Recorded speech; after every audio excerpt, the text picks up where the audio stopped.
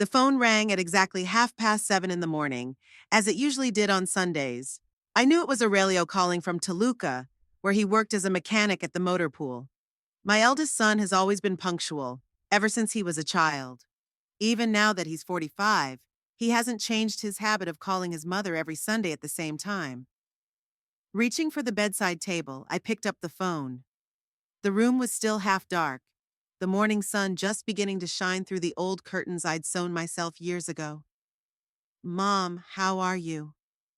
His voice sounded calm and warm, as always. "I'm fine, son. Yesterday I went to the market and bought some vegetables. The tomatoes were good, red and juicy. And how's work with you?" "It's all right. I fixed a big truck last week. The engine was acting up. But I got it done." "Mom, are you taking your medicine for your blood pressure?" I smiled.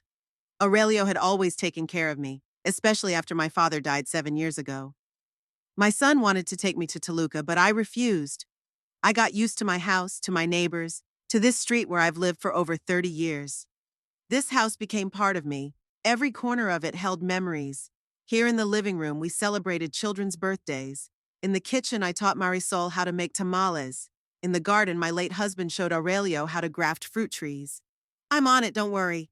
Dr. Gomez says I'm in good shape for my age. My blood pressure's stable, my sugar's normal." "That's good. How's the house? Nothing broken?" "No, it's fine. Roof's good, plumbing's working. Remember the last time you changed the gutters? They're still good as new." "How's Marisol? She hasn't been around lately?" I hesitated to answer. It was harder to talk about my youngest daughter. She hadn't been around much in the last few months, and that was only when she needed money. She and I used to be very close. Marisol was a late child, born when Aurelio had already gone to school. Maybe that's why I spoiled her so much. She was a lively, cheerful girl, studied well, dreamed of becoming a teacher. But after school, she didn't go to university. She went to work in a clothing store. That's where she met Braulio. She stopped by last week. She says Braulio's looking for a job. "Looking again?" I could hear the irritation in my son's voice. "Mom, don't give them money for nothing. Braulio has been looking for work for 3 years and all he finds is a bottle." "Aurelio, don't talk about your son-in-law like that."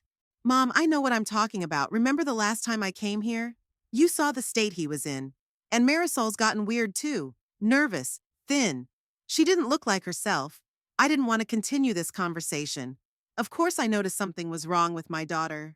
She used to be cheerful, sociable, always looking after herself. She liked to dress nicely, do her hair, paint her nails. Now she was nervous, often irritated over nothing, looked tired and unkempt." And Braulio. Yes, he was really difficult. When they married 4 years ago, he seemed like a decent guy. He worked as a loader in a warehouse, small but steady paycheck. Said he loved Marisol, promised to take care of her. But gradually, something went wrong. First, he lost his job.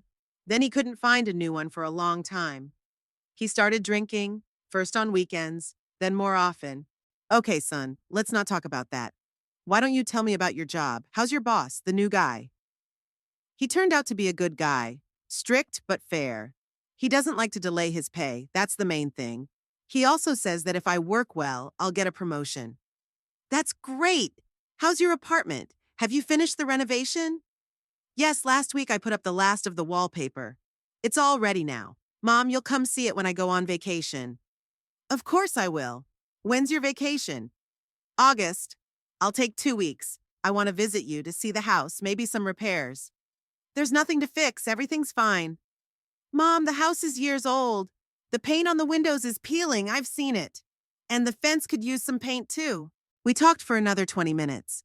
Aurelio told me about new orders at the trucking company, about wanting to buy a new TV, about the neighbors in his house. I listened to his calm voice and felt my heart grow warmer.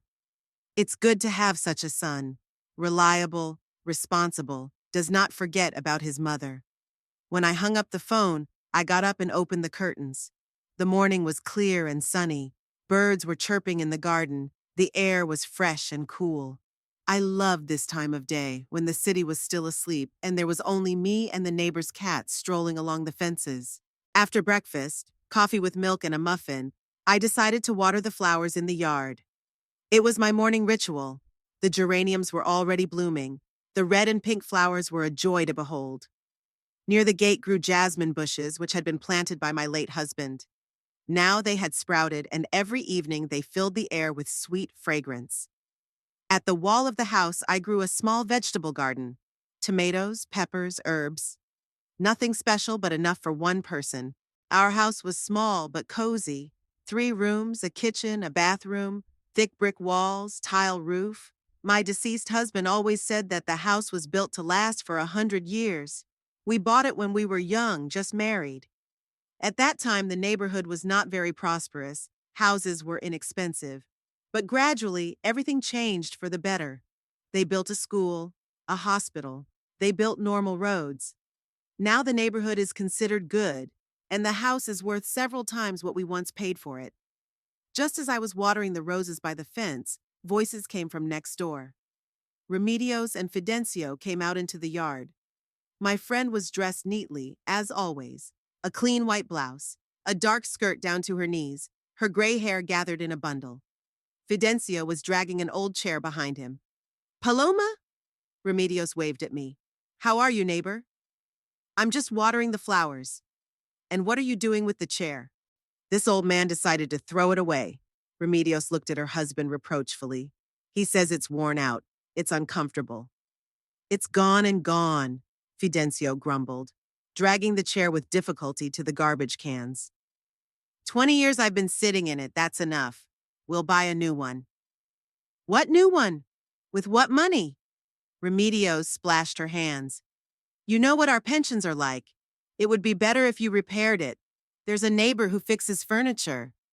I don't want to fix it. Tired of this chair, Fidencio stubbornly replied. I moved closer to the fence. Remedios has been my best friend for over 20 years. We met when I first moved into this house. She worked at the grocery store on the corner then, and I got a job as a bookkeeper at the brick factory. Our children grew up together, played in the yard, went to the same school. Remedios was a reliable person who could always be counted on. When my husband died, she was the first to come to help with the funeral. She took care of all of the funeral expenses. And when I was sick 2 years ago, she brought me food and medicine every day. What's the news in your neighborhood? I asked. Not much news. Remedios walked over to the fence and leaned against it. But the Contreras are moving out. They're selling the house. The Contreras are moving out? I was surprised. Why? They've lived here a long time. They say their son went to America 2 years ago and he's asking his parents to move in with him. They got their visas and documents. They want to sell the house for good money. An agent has already come to appraise the house. How much are they asking? They say about 700,000 pesos. Maybe a little more. I whistled. 700,000 is a lot of money. Our house is about the same size, so it's worth about the same. Fidencio joined the conversation, wiping his hands on an old rag. The Contreras are doing the right thing. Nowadays, the children go far away and the old people are left alone. It's good to have a son who cares and calls them to him. I feel sorry for them. Remedios sighed. They have lived in this house all their lives, raised their children, and now they're leaving everything behind and going to a foreign country. Not a foreign country, Fidencio objected. They're going to see their son. Family is the most important thing. When did your Aurelio arrive? Remedios asked. 2 months ago. He called today and said he's going on vacation in August. He wants to see the house to fix something. That's a good son you have. Fidencio nodded approvingly. Responsible, not like some of the others. Remember how he fixed your roof last time? By himself with his own hands. He changed the gutters too. And he didn't charge me for the work. Yeah, he's a good guy, I agreed. But he lives far away. I don't see him much. What about Marisol? Remedios asked cautiously, and I noticed that she glanced at her husband.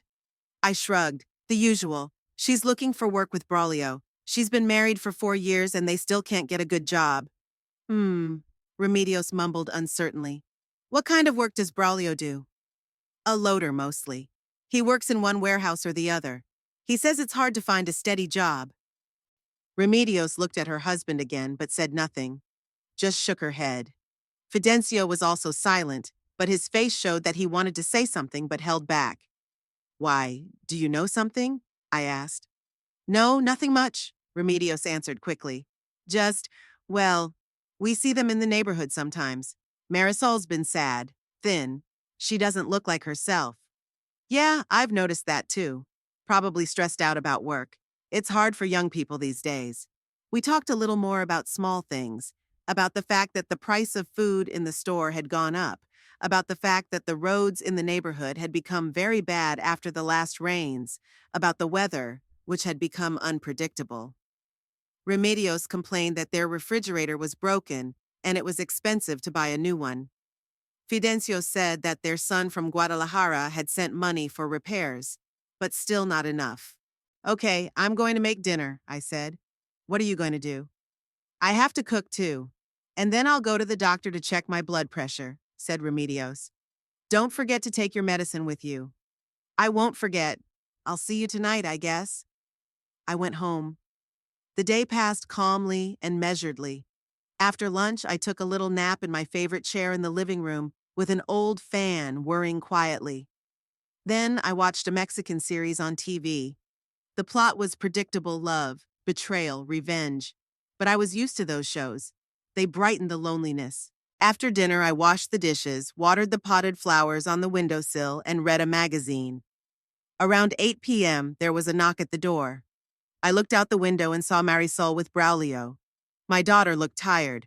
Her hair was sloppily gathered into a ponytail, and there was no makeup on her face. Dark circles under her eyes, pale skin. Braulio stood slightly behind her, hands in his pockets, eyes averted. He was wearing a wrinkled shirt and old jeans. Mom, hi. Marisol hugged me when I opened the door. How are you doing? I'm good. How are you? Come in, sit down. Would you like some tea? Let's have tea later, Marisol said with a wave of her hand. Let's talk first. They went into the living room and sat down on the sofa.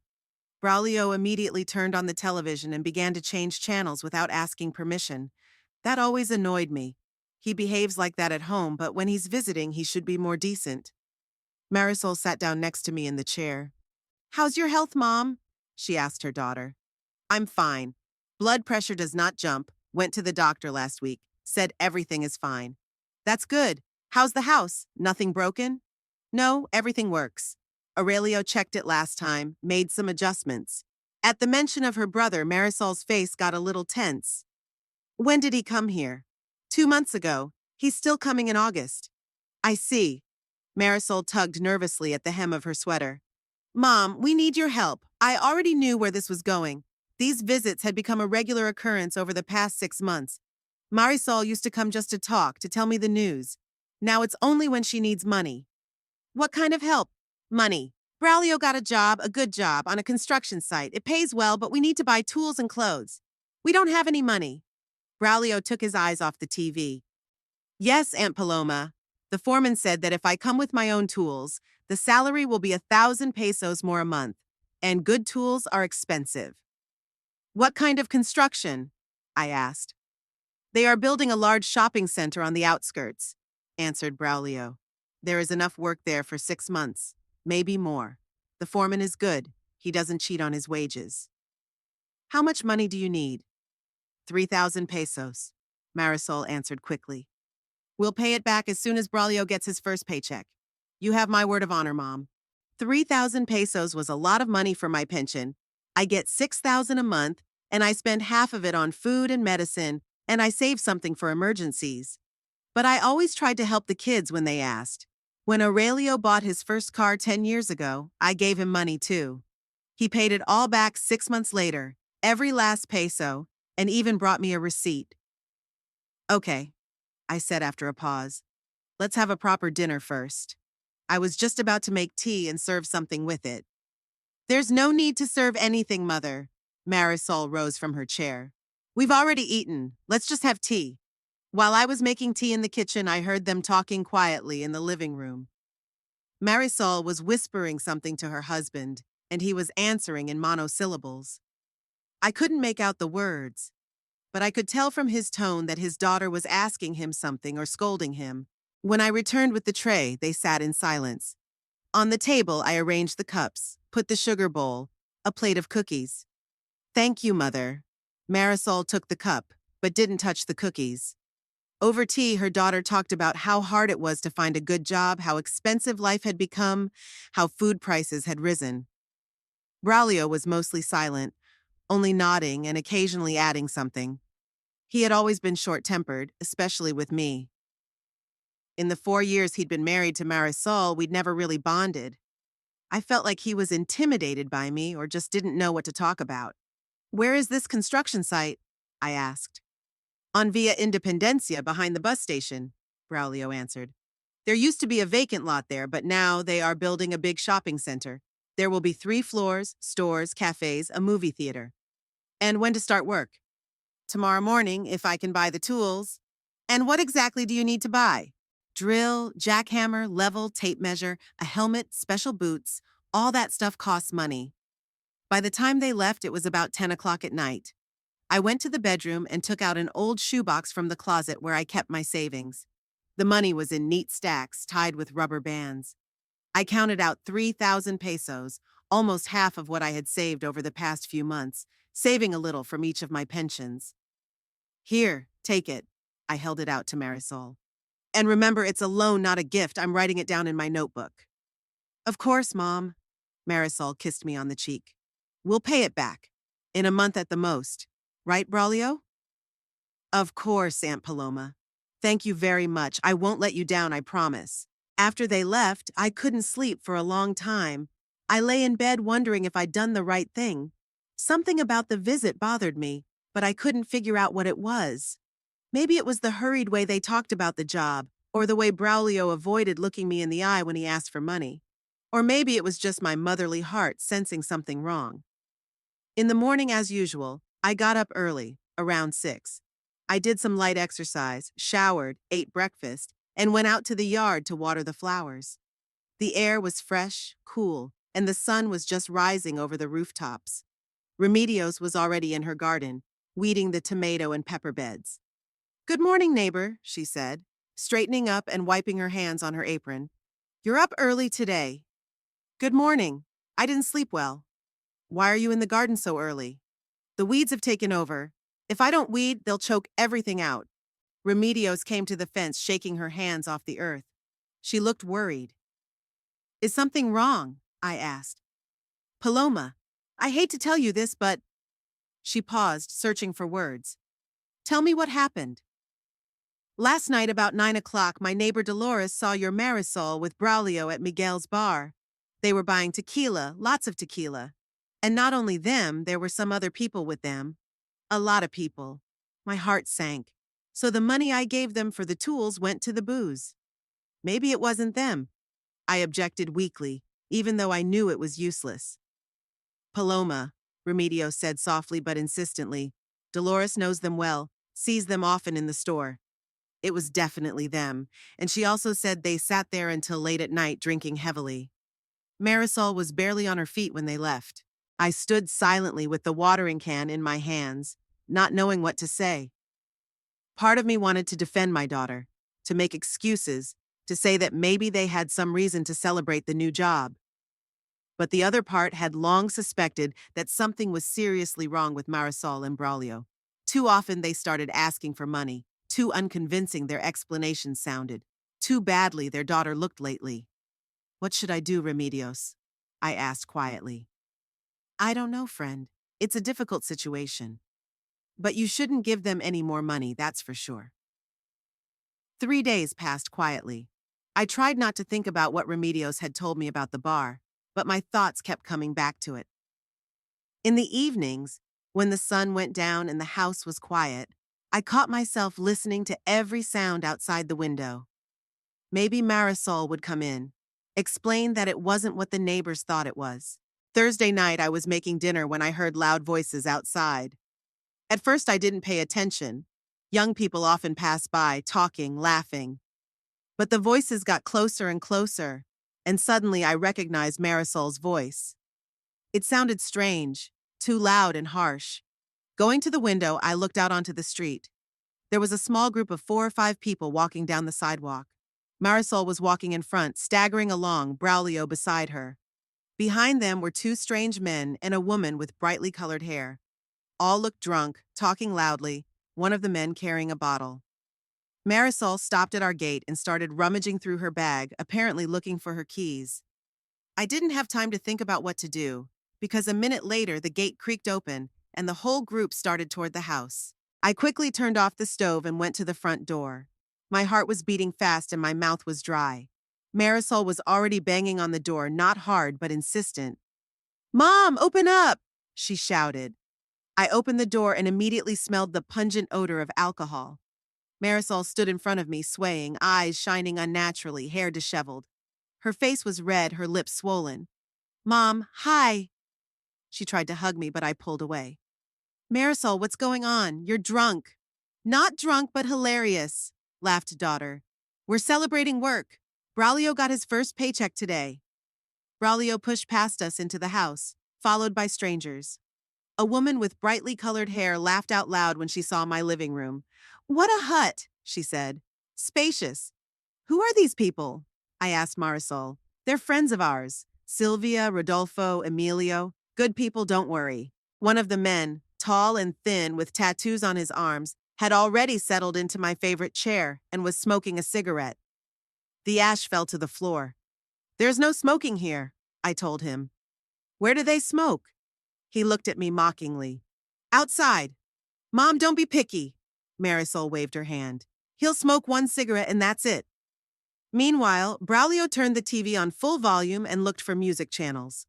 A woman named Sylvia sat down on the couch and pulled a bottle of tequila out of her bag. "Where are the glasses?" she asked. "Marisol, I don't like what's going on." I tried to speak calmly. "Ask your friends to leave." "We're not going anywhere," Braulio interjected. "We're going to live here." "What do you mean we're going to live here?" "That's what it means. We're tired of wandering around in corners. It's a big house. There's plenty of room for everyone." Marisol came over to me and took my hands. Her fingers were cold and trembling. Mom, why are you fighting right away? We're a family, and a family should help each other." "Family is one thing, but a drunken party in my house is another." "What drunken party?" Marisol raised her voice. "These are my friends. This house is half mine. Your house will be here when I'm dead. And while I'm alive, this is my house." Meanwhile, Sylvia found glasses in the kitchen and brought them into the living room. The man named Rodolfo turned up the music even louder. "The neighbors can probably hear the noise by now. Marisol, I'm asking you one last time, get your friends out of here. And I'm asking you not to tell me what to do." Her daughter pulled her hands away. "I'm 38 years old. I'm a grown woman." "A grown woman doesn't act like a drunken girl. I'm sick of you and your moralizing." Marisol turned and walked toward the couch where tequila was already being poured. I tried to walk over to the TV to turn down the sound, but Braulio blocked my way. "Aunt Paloma, don't touch the TV. We're listening to music. This is my house and my TV. Your home and our right to be here," he said defiantly. The tattooed man, Emilio, burped loudly and laughed. Sylvia giggled, taking a swig from her glass. This whole scene was like a bad dream. "Marisol, either they leave or I'm calling the police." My daughter rose abruptly from the couch and walked over to me. Her face was angry, her eyes narrowed. "Don't you dare call the police! Are you out of your mind?" "Then let them go." "Nobody's going anywhere," Marisol yelled. "We're gonna live here. If you don't like it, get out of here." I couldn't believe my daughter was talking to me like that. The same Marisol I raised, the one I read bedtime stories to, the one I protected from harm. "How do you talk to me?" "I talk to you the way I should talk to you. You've been controlling us all our lives. You give us money and you think you can tell us how to live our lives. I'm helping you because you're my daughter." "Helping you?" Marisol laughed nastily. "You give me 3,000 pesos and you think you're helping me? Do you know how much this house is worth? Do you know how much money you're saving us?" Braulio supported his wife. "Exactly. You live alone in a house like this and there's no room for us. Selfish."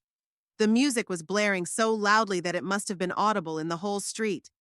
Emilio got up from his chair and headed for the kitchen, probably looking for more drinks. I tried to stop him, but he just pushed me away. "Don't bother me, Grandma." At that moment, there was a knock on the door, quietly at first, then louder. "It must be the neighbors," I said. "You woke them up with your noise." "Let them get used to it," Braulio snapped at me. I went to open the door. Remedios and Fidencio were standing outside the door. Remedios looked worried and Fidencio frowned. Paloma, what's going on with you? A friend asked. The music is so loud that everything in our house is shaking. Come in, I said quietly. Maybe you can help me convince them. Remedios and Fidencio entered the house and stopped when they saw the painting in the living room.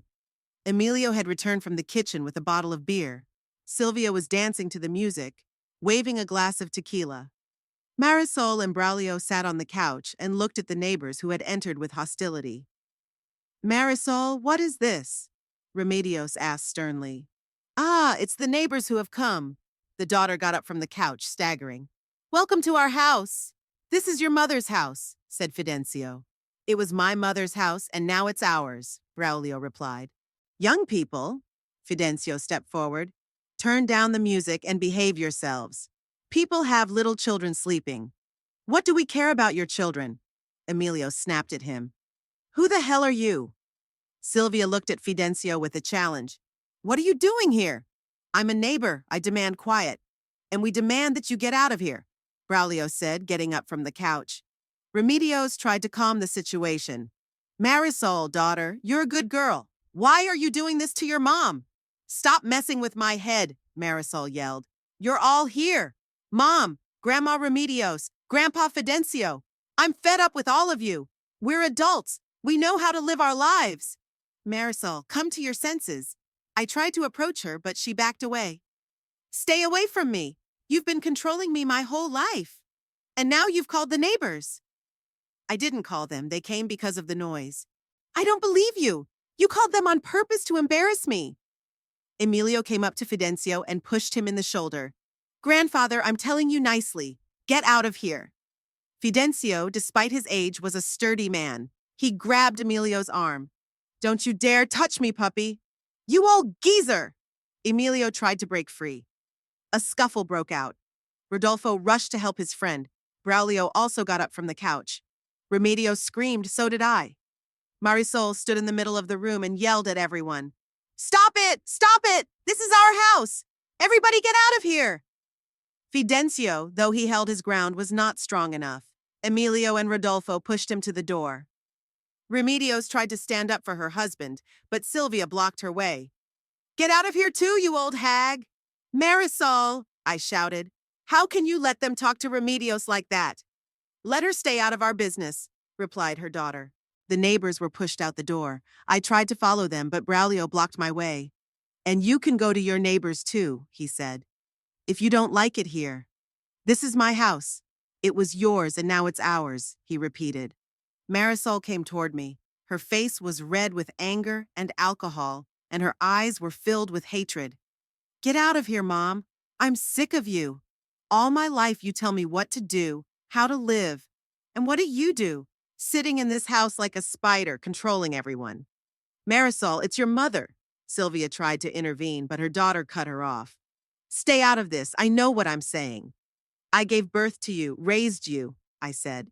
I gave birth to you, raised you, and now you think I owe you my whole life. No, that's enough.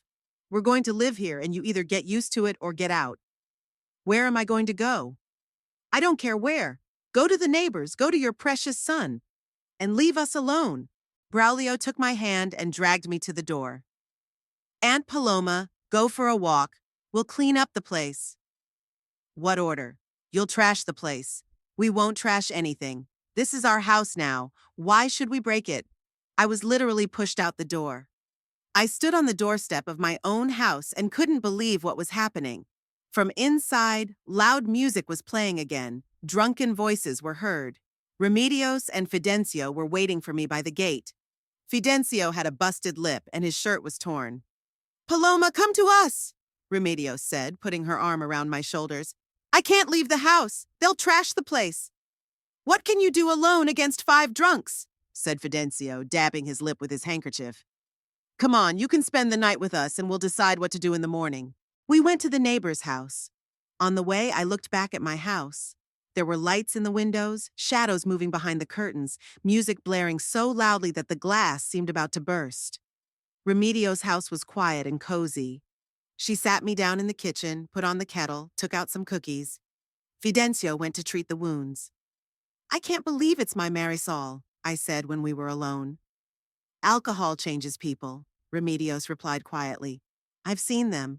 First they drink on holidays, then on weekends, then every day. It's as if they've been replaced. What should I do?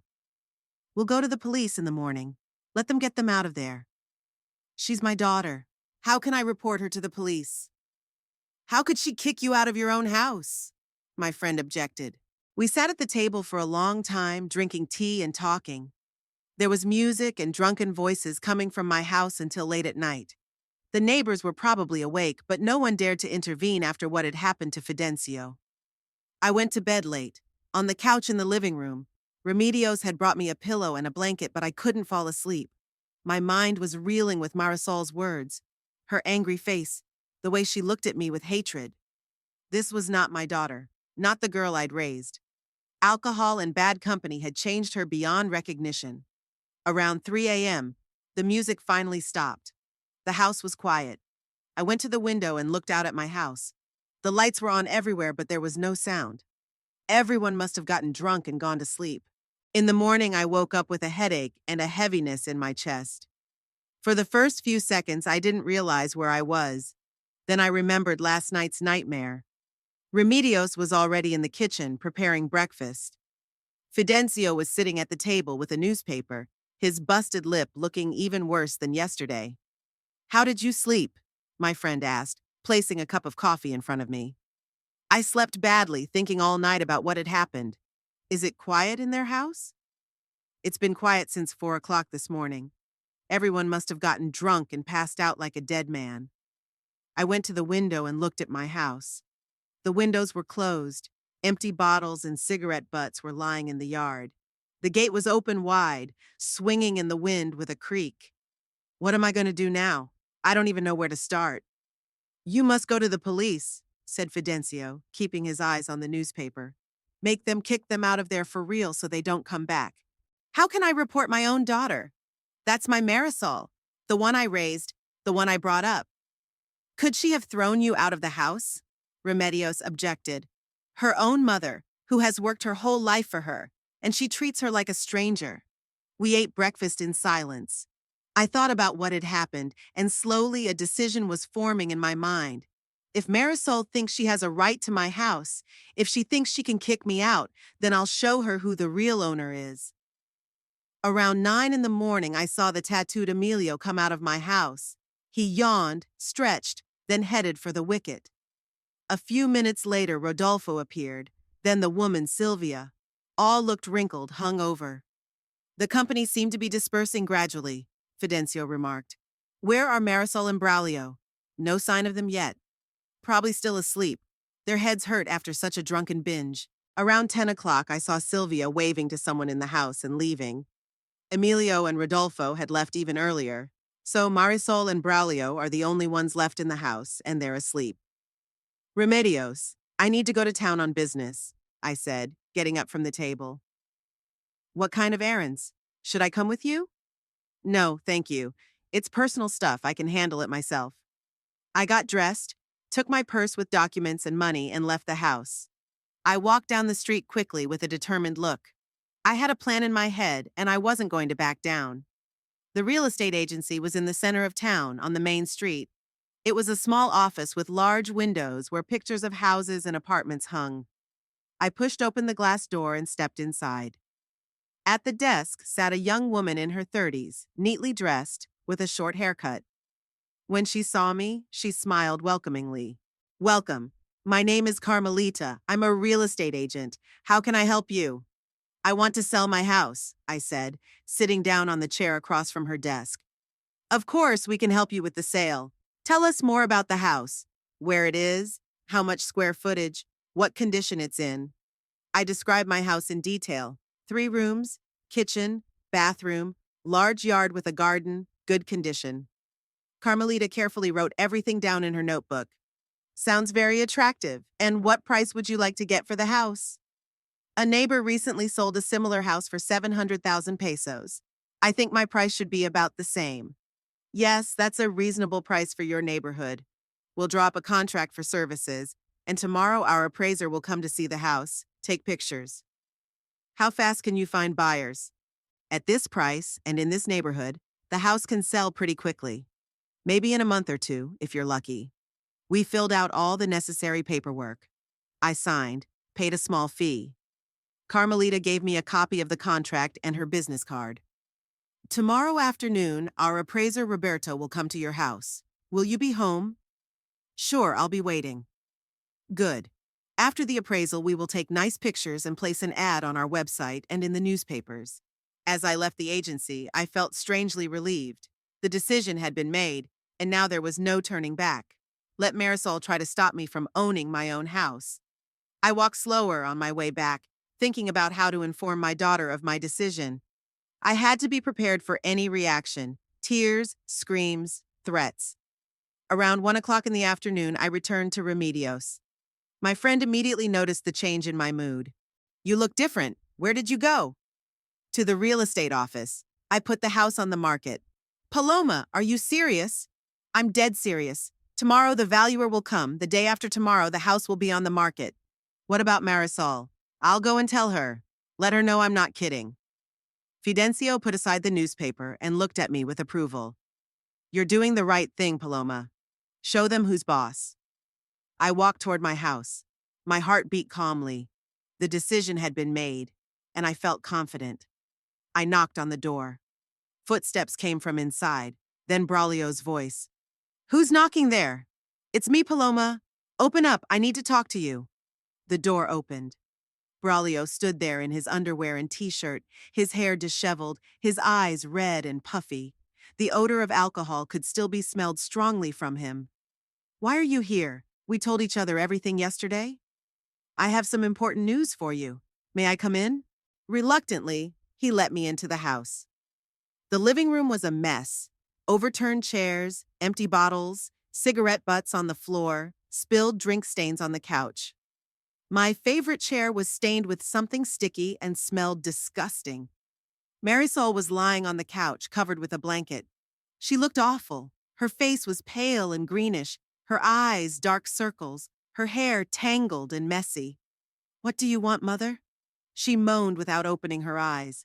I need to tell you some important news that concerns this house. What news? Marisol opened one eye. I was at the real estate agency this morning, and I put this house on the market. Marisol sat up abruptly on the sofa. Braulio froze with his mouth open. What did you say? Say that again. I said the house is already for sale. Tomorrow the appraiser will come. The day after tomorrow they'll start showing the house to buyers. You couldn't do that, Marisol screamed, jumping up from the couch. Yes, I could, and I did. Here's the contract with the agency.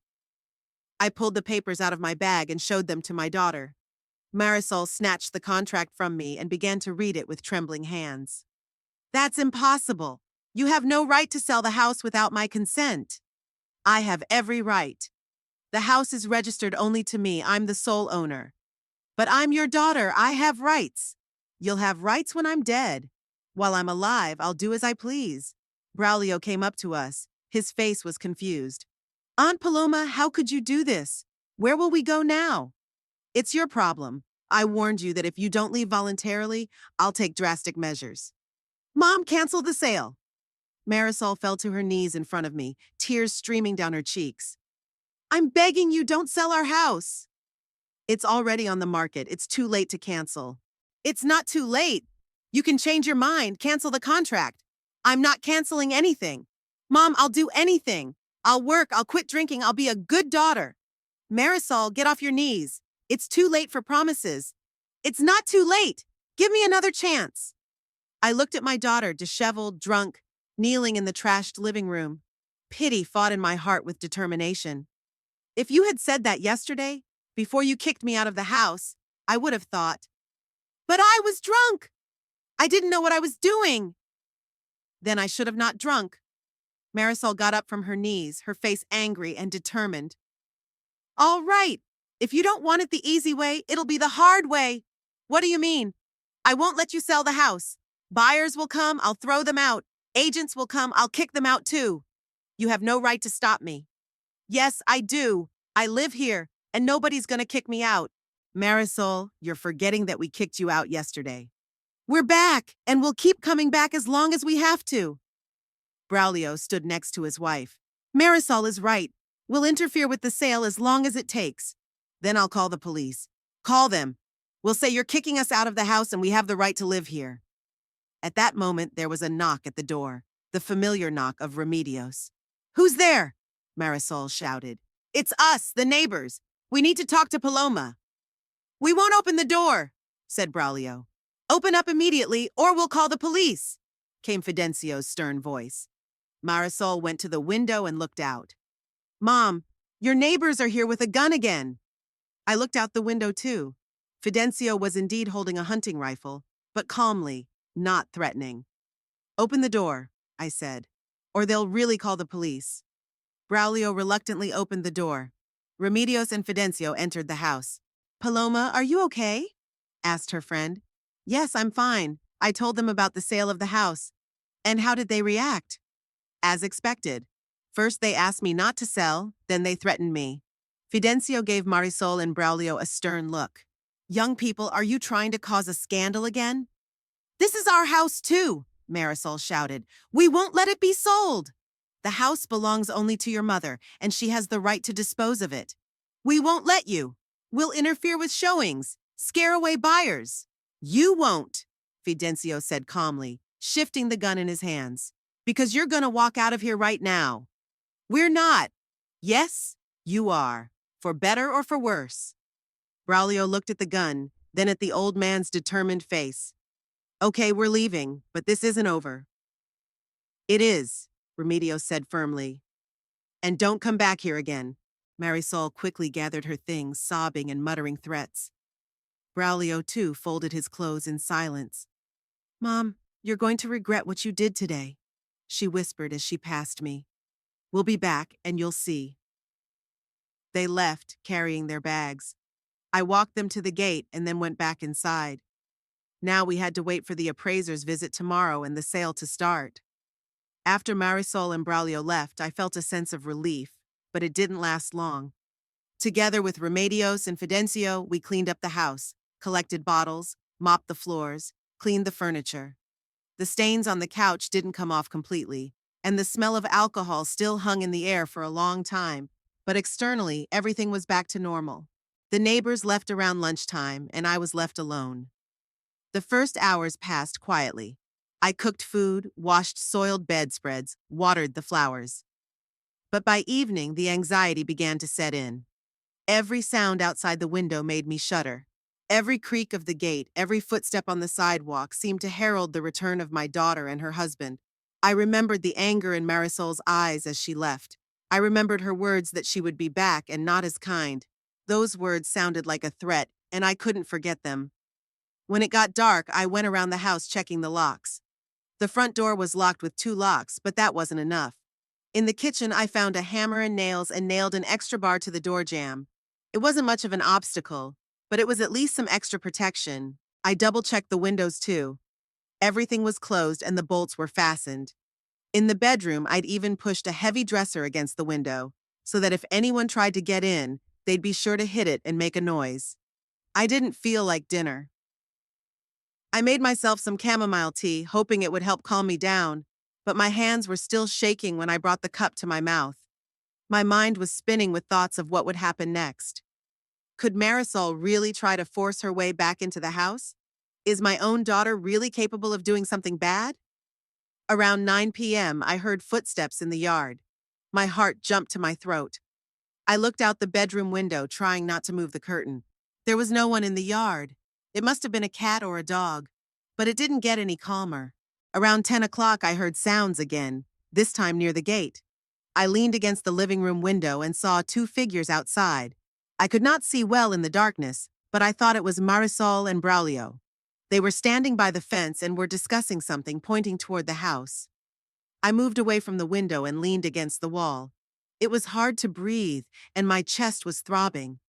I stood still for a few minutes, listening to the sounds outside.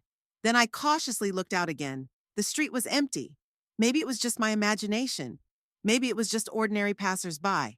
But the fear wouldn't let go. I realized I couldn't sleep well knowing that at any moment they could come back. I walked around the house until midnight, checking the locks, listening for every rustle. A few times I thought someone was walking in the yard, but when I looked out the window, I didn't see anyone.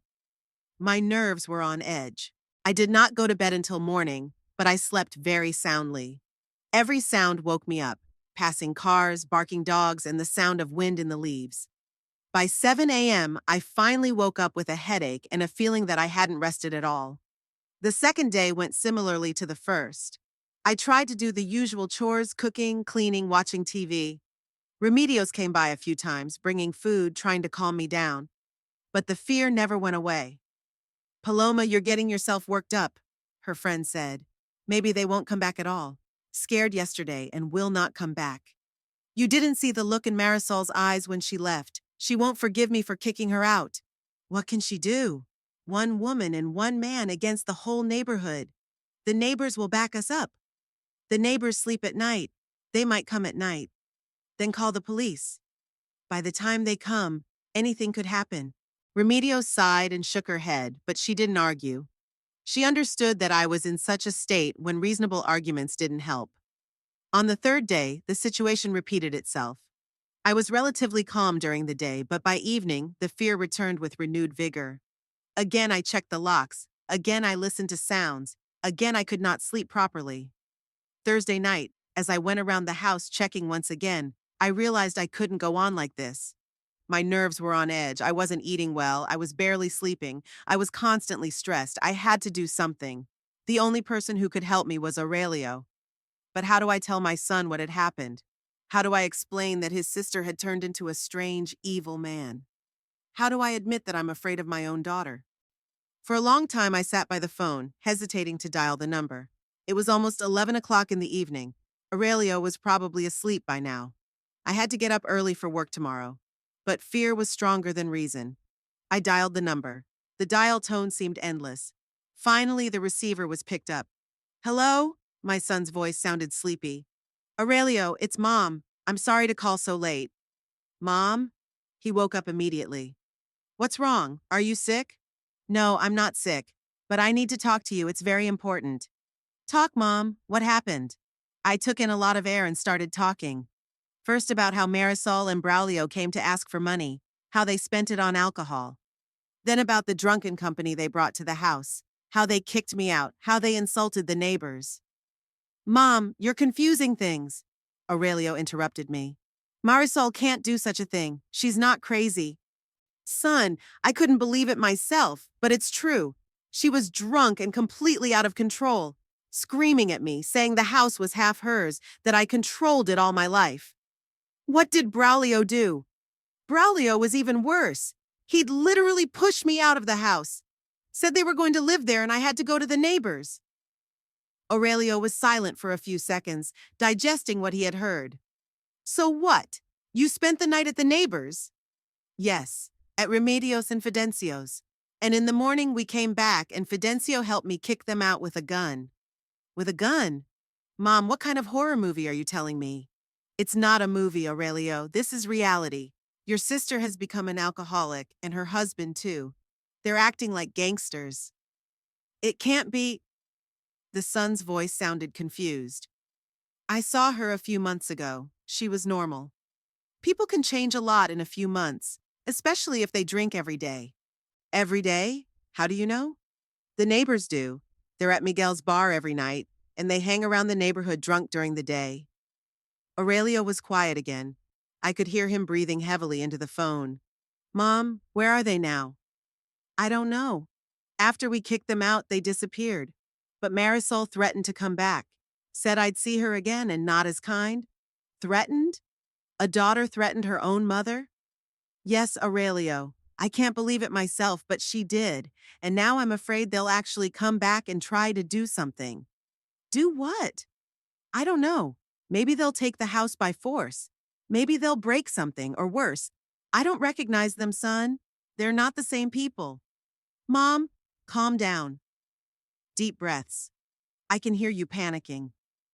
"How can I not panic? I can't sleep well for 3 days. Every sound seems dangerous. I'm afraid to leave the house. afraid to stay home. Have you contacted the police? No. How can I report my own daughter? And then what will they do? They'll arrest her for a few days and then they'll let her go. And Marisol will get even angrier. I see. Aurelio thought for a moment. Mom, listen to me carefully. I'm coming to see you tomorrow morning. Don't, son. You have work. What kind of work when your mother's in such trouble? I'll make a deal with my boss, take some time off, or I'll take a sick day as a last resort. Aurelio, you don't have to do this because of me. Mom, stop it. My son's voice became firm. Do you think I'll work in peace knowing what's going on with you? I'll leave tomorrow morning at 7. I'll be at your place at 10. What if they come back before you get there? Then don't open the door. Lock yourself in and wait for me. And if it's anything serious, call the police right away. Don't think about the fact that it's your daughter. Think about your own safety. Okay, son. One more thing, Mom. If they've really become what you say they are, it's no use talking to them. We have to get tough. What do you mean? I don't know yet. When I get there, we'll find out. Maybe we'll have to go to the police or a narcologist. People can be forcibly treated for alcoholism if they're a danger to others. I don't know if Marisol would agree to treatment. And no one will ask for her consent if she's behaving inappropriately. The key is to gather evidence. Can the neighbors confirm what happened? Remedios and Fidencio saw everything, and the other neighbors heard noises that night. That's great. Tomorrow we'll talk to them, get them to testify in writing, and then we'll decide what to do next. Aurelio, what if I'm exaggerating? What if they just had too much to drink and it won't happen again? Mom, you say you're afraid of your own daughter. Is that normal? Should a mother be afraid of her child? No, of course not. That's what I'm saying. Then the situation is really serious, and something must be done. Don't blame yourself, Mom. It's not your fault that Marisol chose the way she did. Maybe I didn't raise her well. Maybe I spoiled her too much. Mom, stop beating yourself up. You're a great mom. You raised me right, and you raised her right. It's just that sometimes people make bad choices. Alcohol, bad company. That's her choice, not yours. Thank you, son. I'm relieved to hear you say that. At least eat a decent meal tonight, and try to get some sleep. I want a healthy mom, not a nervous wreck. I'll try. One more thing, Mom. If anything happens before I get here, call me right away. Anytime, even at night. Is that clear? Yes, Aurelio. That's it then. Go to bed. I'm going to get ready for the road. When I hung up the phone, I was very relieved. I finally had some support. Aurelio will be here tomorrow and we'll deal with the situation together. My son has always been reasonable and decisive. He knows what to do. For the first time in days, I was able to eat dinner in relative peace. I made myself a strong tea, ate a cheese sandwich, even some fruit. Then I took a warm shower and went to bed. Of course, sleep was still restless. I woke up a few times from the sounds outside the window, but the fear wasn't so strong now. Tomorrow, Aurelio would arrive and everything would change. My son wouldn't let anyone hurt me, not even his own sister. In the morning, I woke up earlier than usual, around 6. Aurelio was supposed to leave at 7, so he'd be here by 10. I had to make breakfast, clean myself up, think about what to tell him in detail. I got up, washed my face, put on clean clothes. I looked at myself in the mirror for the first time in days. I didn't look good, a droopy face, dark circles under my eyes, my gray hair disheveled. I had to at least comb my hair properly so that my son wouldn't be too frightened by my condition. Around 8 o'clock, I was all ready and waiting. It was still 2 hours before Aurelio arrived, but I already felt safe. Things were going to get better soon. I woke up very early, around 5 in the morning. It was still dark outside the window, but I couldn't sleep. Aurelio was coming today, and the thought of it made me feel strong and anxious at the same time. I got up, washed my face with cold water to wake up, dressed in clean clothes and went to the kitchen to prepare breakfast for my son. Aurelio had promised to be here around 10 in the morning, but I decided to prepare everything in advance. I kneaded the dough for his favorite tortillas, sliced fresh tomatoes and ripe avocados, and put the beans with onions and spices on the boil. My son always loved my simple home-cooked meals, saying he'd never eaten tortillas as good as his mother's. Working in the kitchen calmed me down, distracted me from anxious thoughts. I thought about how happy I would be when I saw Aurelio, how I would tell him all the details of what had happened. He would understand, he would be supportive, he would help me deal with the situation. Around 6 in the morning, as I was rolling out the dough for the tortillas, I heard sounds outside. At first, I thought it was just stray dogs barking or fighting, but then human voices became discernible. Carefully, she went to the window and cautiously looked out into the yard, trying not to move the curtain. Two familiar figures stood at the gate, Marisol and Braulio. Even in the morning darkness, it was clearly visible that they were heavily intoxicated. Marisol swayed from side to side, holding on to the iron bars of the fence to keep from falling. Braulio was saying something loud and excited, waving his arms and barely keeping his balance. They were clearly not sober from the evening, or had been drinking since early morning. My heart beat faster and more anxiously. So they were back after all, just as they'd threatened yesterday. And judging by their aggressive behavior, they hadn't just come to talk to me peacefully. I could tell they were extremely hostile and determined. I quickly moved away from the window and began to think frantically about what I should do in this situation. There were still 4 hours before Aurelio arrived, a lot of time. I had to hold out until he arrived, not open the door to them, and not give in to any of their provocations or entreaties. Marisol and Braulio walked uncertainly through the creaky wicket into the courtyard, leaving it open. Their drunken voices could be heard much more clearly and distinctly now. Marisol was shouting hysterically about the house, about her inheritance rights, about her mother's right to kick her out. Braulio actively supported her, adding his comments and threats. Then, stumbling and swaying, they walked straight to the front door of my house. The knocking on the door began not very loudly at first, but was insistent and demanding. "Mom, open the door at once!" shouted Marisol in a drunken, hoarse voice. "We've come to our own house and we demand that you let us in." I stood in the hallway and remained silent, hoping that if I didn't answer, they would eventually tire and go away. "Mom, we know perfectly well that you are home and can hear us." The daughter's voice became more and more angry and threatening. "Open the door now or we'll break it down." The knocking became much stronger and more aggressive. Now they were pounding on the door with their fists and feet without ceremony. "Aunt Paloma!" shouted Braulio throughout the courtyard. "Stop hiding and pretending you're not home. Open the door nicely or we'll break it down." "This is our home," Marisol screamed hysterically. "We have every right to live here and no one can kick us out." I walked cautiously to the door and checked both locks again. They were locked securely, plus I'd nailed a wooden bar to the door jamb last night for extra security. But if they really started kicking the door in earnest, it wouldn't last long against their onslaught. "Get out of here now!" I shouted through the closed door, trying to make my voice sound confident. "The house is for sale, and you don't belong here anymore." "No one will ever buy it," Marisol yelled back with fury. "We'll scare away all the buyers and keep them from selling our house. Mom, if you don't open the door right now, we're going to talk to you in a whole different way." Now, Braulio tried to take a more peaceful and reasonable tone, but he still sounded threatening. "I don't believe a word you say anymore," I replied firmly. "Get out of here before the neighbors wake up and call the police." "We don't give a damn about the neighbors or the police," Marisol shouted even louder. "This is our house and we're going to live here whether you want us to or not." The knocking on the door became even more intense and furious. Now they were clearly trying to physically kick the door down, using all their strength. I could clearly hear the old wood cracking and the iron locks jingling under their blows. I dragged the massive dining table my late husband had made to the front door with all my might. If the front door did break, at least I'd have an extra obstacle to hold them back. "Mom!" Marisol yelled at the top of her lungs. "Stop hiding from us like a coward. Come out and talk to us like a normal grown woman."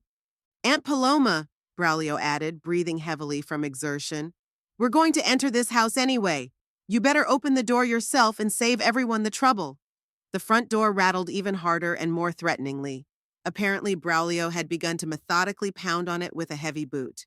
My wooden door, though sturdy enough, was still old. I realized that it would not withstand such barbaric treatment for long.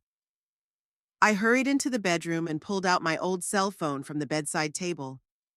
I had to be sure to call Aurelio, even though he was probably still on the road. Or maybe she should also try to contact the neighbors and ask for their help. But at that very moment, there was a very loud and ominous cracking sound. It was the top lock of the front door finally breaking. Now the door was held only by the bottom lock and my extra wooden bar that I had pinned up yesterday. Great! Just a little more effort and we'll get in the house, shouted Braulio joyfully and drunkenly. Mom, stop resisting, added Marisol with triumph in her voice. We'll be stronger than you anyway. I frantically dialed Aurelio's number. The phone didn't answer for a long time, and then there were short beeps. The number was unavailable. Probably my son was still driving on the highway where cell phone service is poor or non-existent. I tried to call Remedios, but her home phone was silent as well. It was still too early, about 7:30 in the morning, and the neighbors were surely fast asleep after a hard day's work. Meanwhile, the front door rattled in an altogether menacing and ominous way. The bottom lock was also beginning to give up little by little under the onslaught. My extra wooden bar was holding on to its last legs and was about to break. That's it, one more effort and we'll finally get in, Braulio shouted, kicking the door with another powerful kick. There was a very loud and sharp crack as the front door finally broke and swung open. But my massive dining room table, which I'd thoughtfully pushed against the door, kept it from opening wide and wide. What the hell? Braulio cursed loudly, trying to squeeze through the gap. Something heavy is in the way! Take away everything that's in the way, Marisol shouted hysterically. Come on, push the table harder, don't stop! They started pushing the door and the table as hard as they could, trying to widen the passage. The heavy table was slowly but inevitably pushed across the floor with an unpleasant grinding sound. I realized that a few more minutes of this onslaught and they would be in the house. Without wasting time, I quickly ran into the bedroom and locked myself in, pushing the heavy dresser against the door. But I knew it wouldn't help for long. If they'd already broken down the sturdy front door, the flimsy bedroom door wouldn't stop them. Mom! Marisol yelled from inside my house. Where are you hiding, you coward? Come out right now and we'll talk in peace. Aunt Paloma, added Braulio with a sneer in his voice. Stop playing hide and seek with us. We will still find you.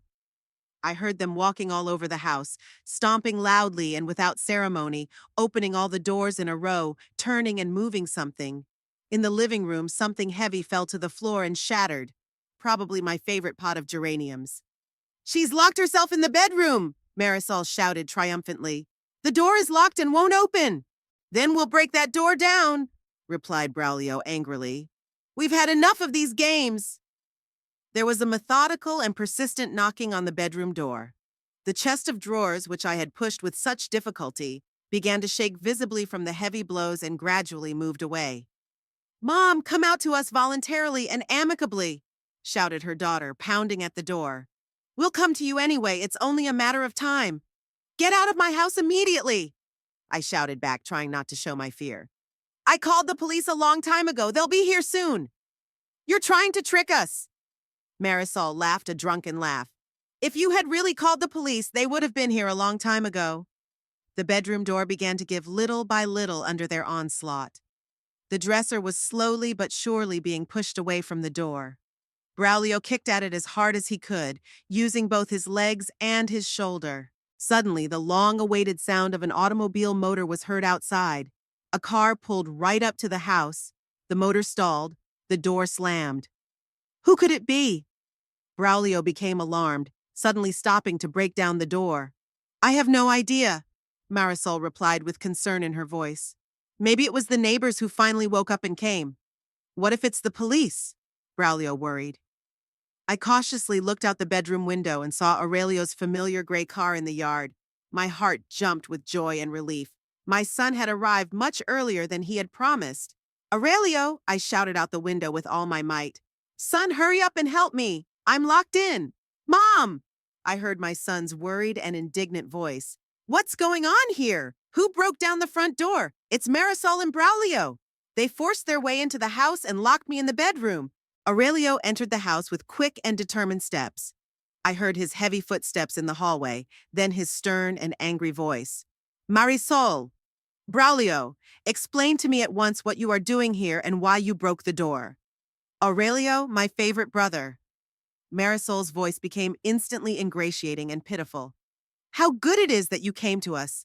Our mother has gone completely crazy and is behaving inappropriately. What mother is crazy? Aurelio was indignant. Did you break the front door like savages? She threw us out of our own home, and we have every right to live here. What right do you have? Aurelio's voice became even more stern and cold. This house belongs only to our mother. It belongs to us too, shouted Braulio. We are her own children and we have rights. You're not her child, you're just her son-in-law.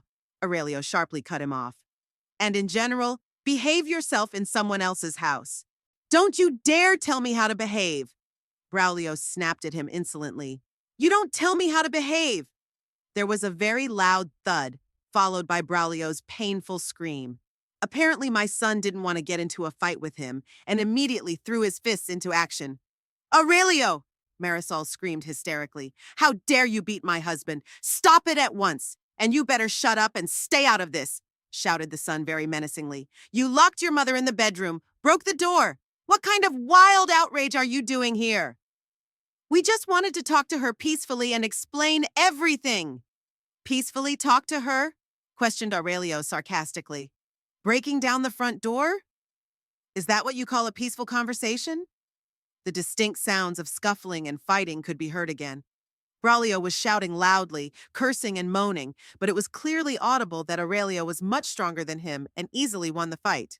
Mom, the son shouted through the bedroom door. Pull back the dresser and come out to us. It's okay. I pushed the heavy dresser with great difficulty and quickly opened the door.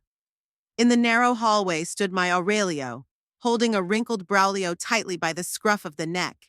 His nose was bleeding, his shirt was torn, and he looked pathetic and battered. Son! I rushed to Aurelio and hugged him tightly. It's so good that you came. I was so afraid. Mom, are you all right? Did they hurt you? No, I'm fine. I was just really scared when they started breaking down the door. Marisol was standing in the corner of the corridor, crying bitterly and looking at us with hatred and anger. Aurelio, how could you raise your hand against Braulio? She sobbed. He is your relative, practically your brother. What kind of relative and brother is he to me? The son looked at his sister with undisguised disgust. He's just an alcoholic and a debauchee. He's not an alcoholic at all. You have no right to say that. Not an alcoholic? Aurelio sniffed defiantly. He reeks of last night's booze a mile away. We just had a few drinks last night to get in the mood. A little drink? Sarcastically interrogated his brother. Have you ever looked in the mirror? Aurelio firmly grabbed Marisol by her long hair and started dragging her towards the exit of the house. It hurts! Let go of me! She screamed and struggled. You'll tear my hair out! Then bear it and don't resist! Her brother replied sternly. It's your own fault! Aurelio dragged her out into the courtyard, let go of her hair, and slapped her with 2 very resounding slaps. Marisol stopped screaming in surprise. Answer me honestly. Do you even remember who gave birth to you, brought you up and put you on your feet? Asked her brother very sternly. Of course I remember. I'm your own sister, Marisol whispered, holding her reddened cheek in confusion. Sister? Aurelio asked bitterly. A real sister would never kick her own mother out of the house. A real sister wouldn't break down doors and cause a riot. I didn't mean to do that. We were very drunk and not thinking. That's right, we were drunk. My brother confirmed it. Every single day drunk. You've become a real alcoholic, Marisol. No, that's not true at all. You misunderstand. It's exactly like that, Aurelio insisted. Take a good look at yourself. Think what you've become like. Marisol cried harder and more pitifully. Aurelio let go of her hair but continued to speak very sternly and mercilessly. I am truly ashamed to admit that you are my own sister. I am ashamed of what you have done to our mother. Aurelio, give me another chance, begged Marisol. I'll make it up to you. Quit drinking altogether. Find a good job. It's too late to think about it, coldly replied the brother. Aurelio firmly pushed both offenders outside the gate and sternly warned, I don't want to see you here again. If you show up again, I'll turn you over to the police at once. Aurelio, darling, Marisol sobbed, trying to make him feel better. We are brother and sister. We were siblings once, replied the son sadly. But now you have become a complete stranger to me. We walked slowly back to the house. The front door hung sadly on a single hinge, and the living room was a mess from their intrusion. Aurelio carefully inspected all the damage. It's not a big deal, Mom. We'll fix the door and the whole house will be in order. Son, thank you so much for your help. If you hadn't arrived in time, I don't know what they would have done to me. Don't think about it anymore, Mom. I promised you that I would protect you from everyone. How did you get here so early? You said you'd be here by 10 o'clock in the morning. I left the house at 5 in the morning. I couldn't sleep after our conversation last night. I was worried about you. We went into the kitchen and I poured my son a strong, hot cup of coffee. Aurelio looked very tired after the road and the fight, but at the same time determined and confident. Mom, I have made a final decision about our future. If you really want to, you will definitely move to Toluca with me. Son, I don't want to burden you with my problems. You'll never burden anyone, Mom. I have a 2-bedroom apartment. There's more than enough room for the two of us. Besides, after what I saw today, I can't leave you here alone. You don't have to change your whole life because of me. Mom, you've spent your whole life changing and sacrificing for us kids. Now it's my turn to take care of you and protect you. I gratefully took my son's strong hand. My heart was overflowing with boundless gratitude and love for this reliable, honest, and decent man. Okay, son. I've already put the house on the market, and if it does sell, I'll move in with you happily. That's great. Now let's get on with fixing the front door and general home security. Outside the window, Marisol and Braulio could still be heard yelling and threatening something for a while, but gradually their drunken voices quieted down and disappeared. Perhaps they had finally left and would not return,